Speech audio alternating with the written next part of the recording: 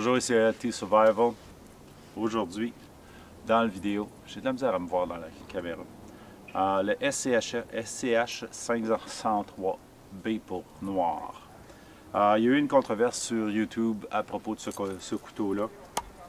Moi, j'ai reçu un prototype que j'ai gagné de Schrade, de la première génération. Et je dis bien la première génération puisqu'il y a une deuxième génération de ce couteau-là qui est sorti. Le SCHF 503 a eu un problème de barrure. Je vais vous faire la démonstration. À main, on peut défaire la barrure. Je vais vous montrer de proche. Donc, la barrure ici, c'est un levier. Okay, c'est la série Sherlock. Elle est très sécure, okay, quand on l'entend cliquer comme il faut. Sauf que quand on applique de la pression sur le dos de la lame, on peut briser le lock. Je n'ai pas eu besoin de forcer énormément, comme vous avez pu voir là, quand j'étais sur le plan éloigné. C'est pour ça que je l'ai fait.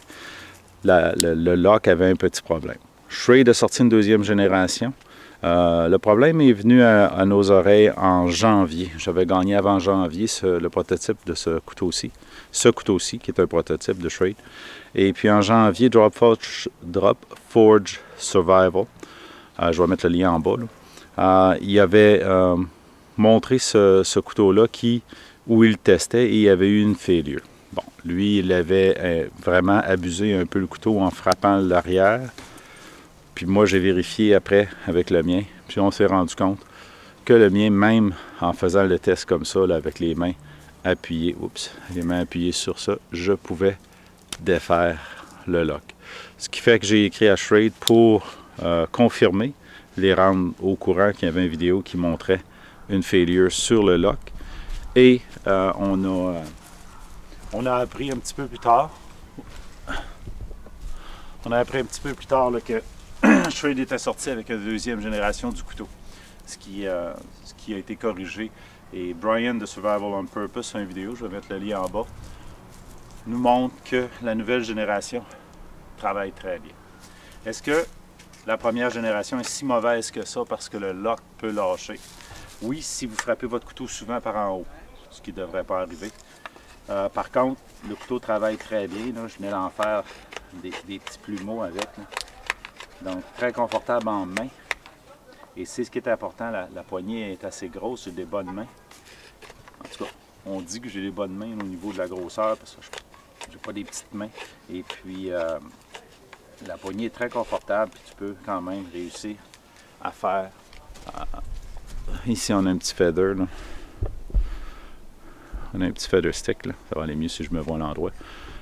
Vite fait, là, avec le couteau. La lame coupe très bien. Pas été vraiment aiguisée depuis que je l'ai. Juste un stropping là, de base. Donc, un beau couteau. Un couteau qui se transporte bien. Pesant, mais confortable en main. J'aime mieux un couteau pesant qu'un couteau trop léger. Ce qui fait que ça nous amène à vous dire que le couteau est bon. C'est juste que le lock avait un problème dans la génération 1.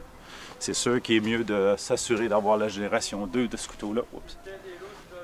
Et comme vous pouvez voir, je suis encore en hivernisation, donc on va sortir le matériel aujourd'hui. C'est la première belle journée, presque chaude.